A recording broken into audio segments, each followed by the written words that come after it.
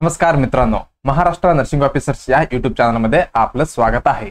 Okay, आज आपण बघणार आहोत कुठल्या वेकेन्सी येणार आहे। समुदाय आरोग्य अधिकारी, ओके, म्हणजेच काय कम्युनिटी हेल्थ ऑफिसर 2025 चे वेकेन्सी येणार आहेत। ओके, सगळ्यांना माहितीच आहे।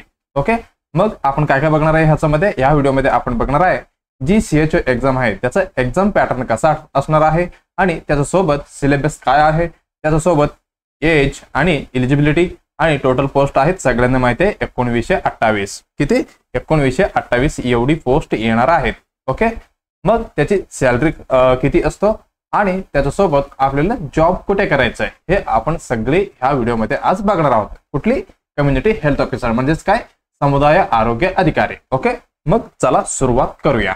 ओके, मग सगळ्यांनी काय करायचं, पहिल्यांदा सगळ्यांनी चॅनलला आणि व्हिडिओला लाईक करायचं आहे आणि कमेंट करा आणि शेअर करा आणि सबस्क्राइब करायला विसरू नका। बेल आयकॉन पण दाबा। कमेंट मध्ये तुम्ही विचारू शकता काय विचारायचं आहे ते। ओके, आपण जे CHO बद्दल काय पण विचारू शकता तुम्ही। ओके, चला मग सुरुवात करूया।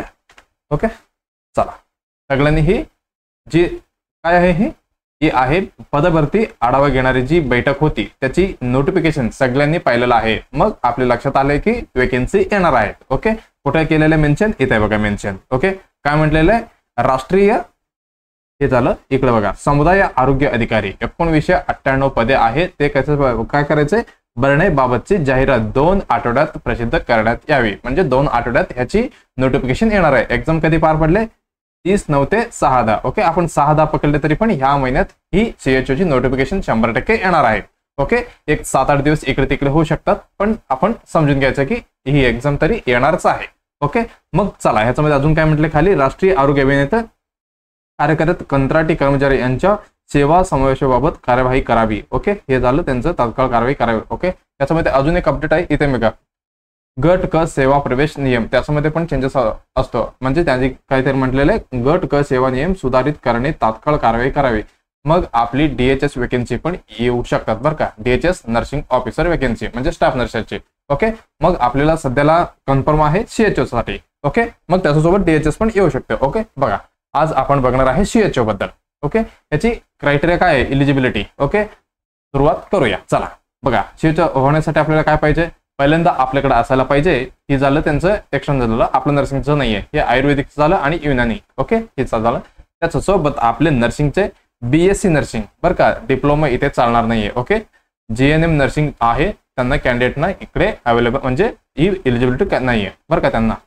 मग GNM करून PBBSc केलेले त्यांच्यासाठी एलिजिबल आहे। ओके, त्यांनी एलिजिबल आहे एक्झाम साठी कोण कोण, BSc नर्सिंग आणि PBBSc लोक।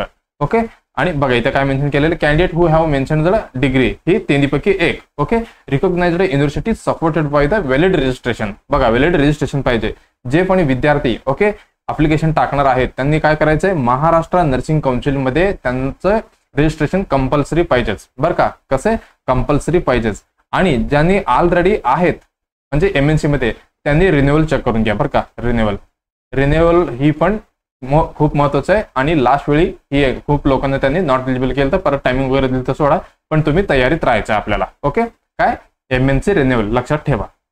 ओके, त्याच्यासोबत एज क्रायटेरिया किती असते बघा, 38 इयर। ओके, ओपन साठी बरं का, ओपन जे लोक आहेत सगळ्यांसाठी किती 38 एज इयर आहे। आणि त्याच्यासोबत कॅटेगरी वाल्यांना 43 इयर म्हणजे त्यांचे ही रिझर्वेशन आहे। ओके, त्याच्यासोबत ऑलरेडी NHM मध्ये काम करते। ओके, बघा काय म्हणते, will be the relaxed by 5 years existing the national health mission employ. म्हणजे ऑलरेडी NHM मध्ये का म्हणजे ऑलरेडी जॉबला आहेत, त्यांनी CHO एक्झाम लिहायचं असेल तर त्यांना परत प्लस 5 yearची एज क्रायटेरिया म्हणजे एज भेटणार आहे त्यांना। ओके, चला मग नेक्स्ट काय म्हणतो मी, प्लेस ऑफ पोस्टिंग म्हणजे CHOचे कामं कुठं करायचं आहे, कुठे असतं आपलं कामं, आयुष्यमान आरोग्य मंदिर। म्हणजे काय, आयुष्यमान आरोग्य मंदिर आता रिन्यू झालेलं रिसेंटली। त्याच्या अगोदर आपण काय म्हणायचं, सब सेंटर म्हणायचं, त्याच्यानंतर HWC, त्याच्यानंतर आयुष्यमान आरोग्य मंदिर।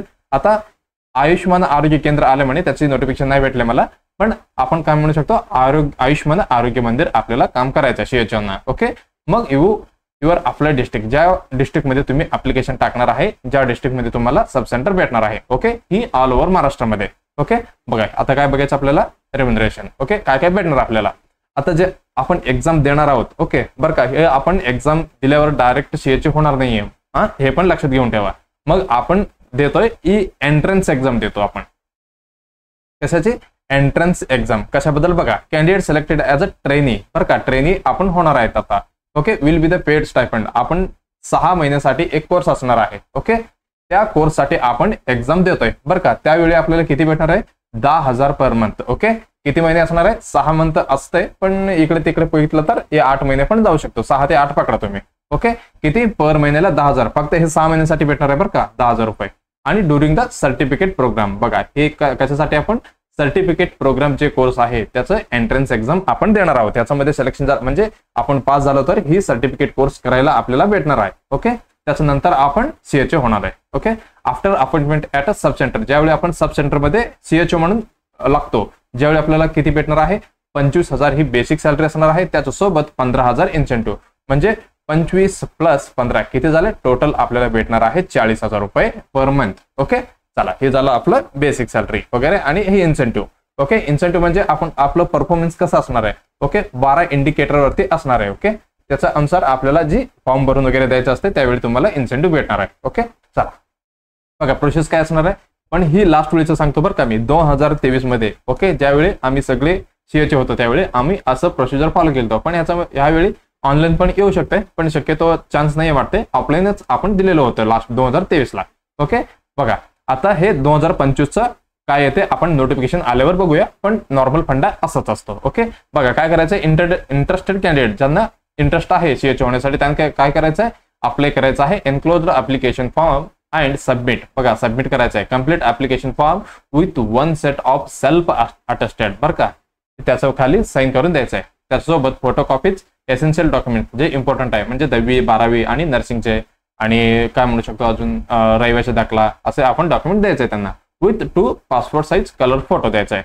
त्याच्यासोबत जी पैसे त्यांनी मागणार आहे ऍप्लिकेशन फी, ते कसं द्यायचं आहे, डिमांड ड्राफ्टमध्ये DD मध्ये भरून द्यायचं आहे. ओके, कुठे देणार, जे respected deputy director of health services आहेत त्यांच्याकडे देणार. ओके, त्यांनी तुम्हाला सांगतील ह्या टाइम आणि डेट मध्ये आजच द्यायचं आहे बरं का. इथे मी क्रॉप करून ठेवलेलं, म्हणजे अगोदरचं होतं हे नोटिफिकेशन, त्याचं एडिट करून ठेवलेलं आहे. म्हणजे आपल्याला फक्त टाइम आणि काय डेट ही कळलं तर आपल्याला एक्झाम आपण भरणार आहोत. ओके, ते अजून वेटिंग मध्ये, म्हणजे आपल्याला अजून किती 1 आठवडा लागणार आहे ते नोटिफिकेशन येण्यासाठी. ओके, आपण सगळी ही तयारी करून ठेवा. ज्यांच्याकडे काय काय म्हणू शकतो आपण, कुठली तरी डॉक्युमेंटचा प्रॉब्लेम वगैरे असेल तर, रहिवासी दाखला नसेल तर त्यांनी आत्ताच काढून ठेवायचं आहे. ओके, जे इम्पॉर्टंट परत काय ते कॅटेगरीवाले, ओके, OBC असो, SC असो, ST, त्यांचे काही असेल तर त्यांनी पण सगळे करून, OBC वाले स्पेशली त्यांना काय करायचं आहे, नॉन क्रिमिलेअर, कोणाकोणाला एलिजिबल आहे नॉन क्रिमिलेअर पण काढून ठेवा बरं का, त्याची डेटमुळे थोडी गोंधळ होऊ शकतो तुम्हाला. ओके, बघा ही अप्लिकेशन फॉर्म आहे जे तुम्हाला भरून द्यायचं आहे. ओके, बघा हे ऑफलाईन असेल तर तुम्हाला भरून द्यायचं आहे. यावेळी कसं त्यांनी मागवणार आहे माहित नाही कोणाला पण, कारण ही कधी कळणार आहे, आपल्याला नोटिफिकेशन आल्यावर कळणार आहे. ओके, ही झाला ऑफलाईनचा फंडा. ओके, ह्याच्यामध्ये काही नाहीये, आपलं कॉलेज वगैरे आणि नाव, डेट ऑफ बर्थ, आपली एज्युकेशन कुठंपर्यंत किती झाले, 1ली ते 10वी पर्यंत, आणि डिग्री कुठं झाले ते सगळे पर्सेंटेज वगैरे आपल्याला देऊन द्यायचं इथे.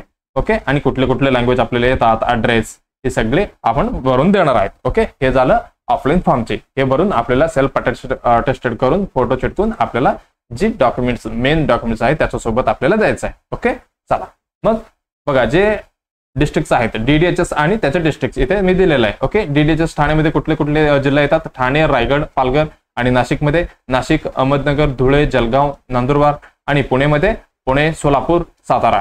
ओके, कोल्हापूरमध्ये कोल्हापूर, सांगली, सिंधुदुर्ग, रत्नागिरी, आणि औरंगाबादमध्ये औरंगाबाद, परभणी, हिंगोली, जालना, आणि लातूरमध्ये लातूर, बीड, नांदेड, उस्मानाबाद, अकोलामध्ये अकोला, वाशिम, यवतमाळ, अमरावती आणि बुलढाणा, नागपूरमध्ये वर्धा, भंडारा, गोंदिया, चंद्रपूर, गडचिरोली आणि नागपूर. म्हणजे ही काय, ही DDHSच्या ऑफिस आहे. ओके, जे डिस्ट्रिक्ट रेस्पेक्टेड आहे ते DDHS ला तुम्हाला काय करायचं आहे, ही फॉर्म अप्लिकेशन द्यायचं आहे. ओके, जे वेकेन्सी किती किती येणार आहे त्याच्यावरती आपण बघूया आणि नंतर बघूया ते सगळे. ओके, ह्याची प्रोसेस कशी असणार आहे. ओके, प्रोसेस काय बघा, हे कशासाठी, सिलेक्शन ऑफ द कॅन्डिडेट. बघा इथे परत मेन्शन केलेले सर्टिफिकेट प्रोग्रामसाठी आपण ही एंट्रन्स एक्झाम देतोय सध्याला.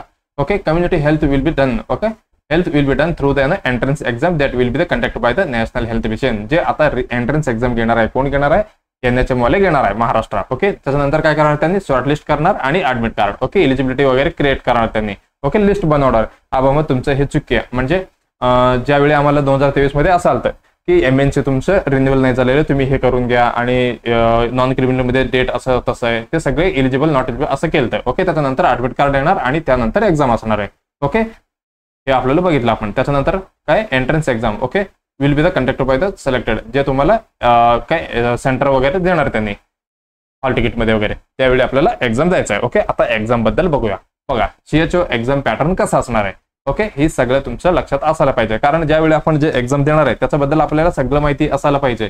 कारण जे एक्झाम क्वेश्चन कसं येणार आहे आणि टाइम किती असणार आहे, किती MCQ येणार आहे, ही आपल्याला ही नॉर्मल पण आपल्याला माहितीच पाहिजे. ओके चला ह्याच्यामध्ये काय म्हणतंय एक्झाम डिटेल्स आणि डिस्क्रिप्शन. एक्झाम टाईप कसं असणार आहे, ऑब्जेक्टिव्ह टाईप. ओके कसं आहे ही MCQ असणार आहेत. ओके ते पण कसे आम्हाला तर कसे होते OMR मध्ये होते. ओके CBT नाही बरं का, OMR मध्ये म्हणजे पेन घेऊन टिक मार्क करायचं. ओके चला टोटल क्वेश्चन किती असणार आहे, टोटल क्वेश्चन असणार आहे 50, पण एक क्वेश्चनला किती 2 मार्क म्हणजे किती झालं 100 मार्काचं क्वेश्चन असणार आहे. ओके आणि नेगेटिव्ह मार्किंग बघा ह्याच्यामध्ये नेगेटिव्ह मार्किंग नाहीये, म्हणजे आपण आउट ऑफ आउट टच करायचं आहे. ओके किती तास आहे बघा भरपूर आहे टाइम, किती 2 तास. ओके तुम्ही 15 ते आपण मला वाटते 2023 मधले सर्व कॅन्डिडेटला तुम्ही विचारू शकता, त्यांनी किती 15 ते 30 मिनिटात सगळी एक्झाम सॉल्व्ह केलेले होते. कारण MCQ किती होतं 50 आणि खूप लेवल काय होतं तेवढी हार्ड पण नव्हतं, एकदम थोडी इझी टू मॉडरेट म्हणू शकता तुम्ही, तेवढी होता. म्हणून कॉम्पिटिशन खूप होतं त्यावेळी, म्हणजे कट ऑफ खूप गेलं. आणि मिनिमम पासिंग मार्क्स किती मिनिमम तुम्हाला 40 तरी घ्यायलाच पाहिजे. ओके 40+ म्हणजे 40 पेक्षा जास्त घेतलं तर तुम्ही एलिजिबल राहणार आहात. ओके हे झालं एक्झाम पॅटर्न बद्दल. ओके मग सिलेबस काय असणार आहे, CHO एंट्रन्स एक्झामचे सिलेबस. ओके हे तुम्ही इम्पॉर्टंट आहे, नोट करून घ्या किंवा स्क्रीनशॉट काढून ठेवा. ज्यावेळी तुम्ही तयारी करत असेल तर हीच तुम्हाला वाचायचं आहे. ओके बघा काय काय ह्याच्यामध्ये basic concept of public health, public health बद्दल सगळी तुम्हाला बेसिक माहिती असायला पाहिजे. ओके आणि basic health of human body म्हणजे अनॉटॉमी आणि फिजिओलॉजी म्हणता यांनी, आणि चाइल्ड हेल्थ म्हणजे पेडियाट्रिक, अडोलसंट हेल्थ म्हणजे MSN आलं, आणि मटर्नल हेल्थ OBG आलं. त्याच्यासोबत ही फॅमिली प्लॅनिंग खूप इम्पॉर्टंट आहे. ह्याच्यामध्ये मेन आहे family planning, communicable diseases, non communicable diseases, ही सगळी इम्पॉर्टंट आहे. खूप क्वेश्चन येतात त्याच्यावरती, आणि त्याचसोबत न्यूट्रिशन आणि स्किल बेस्ड क्वेश्चन हे आहे CHO साठी एक्झाम पॅटर्न. कशासाठी एंट्रन्स एक्झाम बरं का, एंट्रन्स एक्झाम. ओके बघा सिलेक्शन प्रोसिजर काय राहणार आहे, रिझल्ट ज्यावेळी लागणार आहे कसं लागणार ते डिस्ट्रिक्ट वाईज लागणार तुम्हाला. ओके त्याच्यानंतर तुम्हाला 6 ते 8 महिन्याचं तुम्हाला जे जस्ट म्हटलो मी काय असणार आहे प्रोग्राम स्टडी सेंटर देणार तुम्हाला. ओके ज्यावेळी तुम्हाला परत किती काय करायचंय तिथे स्टडी करायचंय CHO बद्दल, किती 6 ते 7 महिने. त्याच्यानंतर असणार आहे तुम्हाला एक्झिट एक्झाम बरं का, काय असणार आहे एक्झिट एक्झाम असणार आहे. ओके हे कशासाठी बघा इथे मेन्शन आहे completion of the certificate programme candidate will have the appear for an exam which will be conducted by the MUH. जे शेवटचं असणार आहे ते कसं असणार आहे MUHच कंडक्ट करणार आहे. ओके हे MCQ असणार आहे का नाही, जे आपण नर्सिंग मध्ये लिहित होतो. ओके 3rd इयर 4th इयरला आपण एक्झाम जसं दिलं बघा, जे आपल्याला एकदम लिहायचंय म्हणजे काय एकदम हँड रायटिंग मधलं. ओके सगळी सविस्तर आपल्याला लिहायचं असतं ह्याच्यामध्ये. असं कन्सिडर करा की आपण फायनल इयरचं एक्झाम लिहितोय असं लिहायचं आपल्याला. ओके आणि अलॉटमेंट आणि सब सेंटर जे अलॉटमेंट असतो बघ का ते सेम ऑर आयदर डिस्ट्रिक्ट मध्ये पण त्यांनी देऊ शकतात, पण शक्यतो जे तुम्ही अप्लाय केले तिकडेच भेटणार आहे. ओके एवढं आपण बघितलं. त्याच्यानंतर अजून काय terms and condition for appointment. Okay बघा ही काय ओनली फॉर वर्किंग याचा कम्युनिटी हेल्थ ऑफिसर, जे आपण बघा इथे कॅन्डिडेट सक्सेसफुली क्वालिफाय नंतर जे सर्टिफिकेट देणार आहे फक्त ते वर्किंग याचा कम्युनिटी हेल्थ ऑफिसर म्हणून एवढीसाठीच ते सर्टिफिकेट आपल्याला भेटणार आहे. ओके आणि अजून काय म्हणू शकतो आपण once allotted will not be changed, जे तुम्ही सब सेंटर भेटो आणि स्टडी बघा प्रोग्राम स्टडी सेंटर त्याच्यासोबत सर्टिफिकेट प्रोग्राम त्याच्यासोबत हे काय सब सेंटर जे भेटणार आहे तुम्हाला एकदा दिलं तर ते बदलणार नाही असं मेन्शन केलेलं आहे त्यांनी. आणि ज्यावेळी तुम्ही एक्झिट एक्झाम देणार बरं का ही एंट्रन्स नाही, ज्यावेळी एक्झिट एक्झाम देणार तुम्हाला 2 अटेम्प्ट भेटणार आहे. ज्यावेळी तुम्ही दोन्ही मध्ये पण फेल झालं तर ज्यावेळी तुम्ही काय होणार आहे नॉट एलिजिबल होणार आहे. ओके हे पण लक्षात असू द्या. ओके म्हणजे 2 चान्स आहे, पण आपल्याला काय करायचं पहिल्या चान्स मध्येच पास होऊन CHO व्हायचं आहे. Okay there is a no provision for accommodation, काही देणार नाही तुम्हाला, फक्त 10,000 रुपये देणार महिन्याला. आणि त्याच्यानंतर तुम्हाला काय भेटणार आहे 25+15. त्याच्यानंतर तुम्हाला जर सोडायचं असेल CHO जॉब मग तुम्हाला भरावं लागणार 1,03,000 रुपये. किती 1,03,000 रुपये तुम्हाला भरावं लागेल. जर तुम्ही DHS मध्ये आणि परत DMR मध्ये लागलं. ओके DHS आणि DMR मध्ये लागलं तर तुम्हाला ही दंड भरायचं नसतं बरं का, ही कारण आपण सगळे एका गव्हर्नमेंट मधलंच आहोत. ओके शक्यतो खूप जणांनी यांनी रिव्ह्यू केलेलं आहे. ओके ज्यावेळी तुम्ही सेंटरला वगैरे जाते त्यावेळी ही दंड तुम्हाला भरावा लागणार आहे. ओके लक्षात ठेवा 1,03,000 रुपये. ओके चला मग नेक्स्ट काय जनरल टर्म अँड कंडिशन. बघा ही प्युअरली कॉन्ट्रॅक्च्युअल आहे. ओके परमनंट नाहीये. आणि त्याच्यामध्ये व्हर्टिकल आणि हॉरिझॉन्टल रिझर्वेशन पण ऍप्लिकेबल आहे. एक्झाम्पल काय म्हणू शकता तुम्ही, हे तर झाले आपले ओबीसी झालं, SC ST VJNT हे सगळे कॅटेगरी झाले. त्याच्यामध्ये पण व्हर्टिकल आणि हॉरिझॉन्टल असते बघा. काय म्हणू शकतो ते स्पोर्ट्स मधलं म्हणा, प्रोजेक्ट अफेक्टेड असलं पण असू शकतो. आणि तुमच्याकडे व्हॅलिड डॉक्युमेंट असेल तर तुम्ही याला अप्लाय करू शकता बरं का. एसेन्शियल डॉक्युमेंट जे आपण जस्ट सांगितलं तेच 10वीचं 12वीचं आपलं नर्सिंगचं, त्याच्यासोबत अजून काय म्हणू शकतो LC आणि डोमेन्शियल सर्टिफिकेट, आणि कोणाचं असेल तर नॉन क्रिमिनल वगैरे, ही सगळं जे इम्पॉर्टंट डॉक्युमेंट्स आहे आपल्याकडे ठेवायचे आहे. ओके, ह्याच्यामध्ये काय अजून इम्पॉर्टंट नाही वाटते. ओके चला, मग लास्ट वेळी आम्हाला होते 350 रुपये, नाही हे कॅटेगरीवाल्यांसाठी होतं, कॅटेगरीवाल्यांना, आणि आम्हाला होते 500 रुपये. ओके, जनरलवाल्यांनी किती 500 रुपये, बाकी कॅटेगरीवाल्यांना 350 रुपये. हे कसं द्यायचंय, फोन पे नाही करायचं बरं का, ही DD द्यायचं आपल्याला. ओके, आता बघूया कशा पद्धतीने त्यांनी घेणार आहे. ओके, एवढं आपण बघितलं, सविस्तर आपल्याला माहिती भेटलेलं आहे. ओके, काही प्रॉब्लेम असेल तर तुम्हाला CHA बद्दल विचारायचं असेल तर तुम्ही कॉमेंटमध्ये टाकू शकता बरं का, कारण आम्ही ऑलरेडी CHA करूनच आलेले आहे इथे. ओके, मग थोड्याच दिवसात आम्ही काय होणार आहे, कमिंग सून बघा, समुदाय आरोग्य अधिकारी 2023 जे आपण एक्झाम दिलतो. ओके, जे एक्झामचा PYQ आम्ही लवकरच घेऊन येणार आहे या चॅनलमध्ये. ओके, पेपर अनालिसिस ते पण मराठीमध्ये, म्हणजे 50 क्वेश्चन होते, 50चे 50 क्वेश्चन आम्ही रॅशनली वगैरे तुम्हाला सांगणार आहे. म्हणजे कुठली एक्झामला त्यांनी, म्हणजे एक्झाममध्ये कुठली टॉपिकला आणि सब्जेक्टला मेन फोकस केलेलं आहे आपल्याला थोडं लक्षात येणार, आणि आपल्याला 2025 मध्ये येणाऱ्या एक्झामसाठी थोडी फायदा भेटणार. कारण त्यांनी कसं टार्गेट करणार, कुठली टॉपिक आहे जे आपल्याला इम्पॉर्टंट आहे ते सगळं आपण बघूया. ओके, मग लवकरच भेटणार आहे आपण कुठे, ही PYQ मध्ये. मग सगळ्यांनी आता काय करायचंय, लाईक करा आणि कॉमेंट, काय पण विचारायचं असेल तर तुम्ही कॉमेंट करू शकता आणि फीडबॅक द्या बरं का. चॅनलला सबस्क्राईब करायला विसरू नका आणि शेअर करा आणि सबस्क्राईब करायला विसरू नका. अजून एक इम्पॉर्टंट आहे, जे विद्यार्थी ओके BSc नर्सिंग आणि JNM फायनल इयरला वगैरे आहेत आणि PBBSली फायनल इयरला आहेत स्टुडंट, त्यांना आपली चॅनल रेफर करा. आपण फ्रीमध्ये खूप इथे क्लासेस वगैरे चाललंय, त्यांनी फायदा घेऊ द्या. ओके, मग लवकरच भेटूया नेक्स्ट व्हिडिओमध्ये. ओके, धन्यवाद.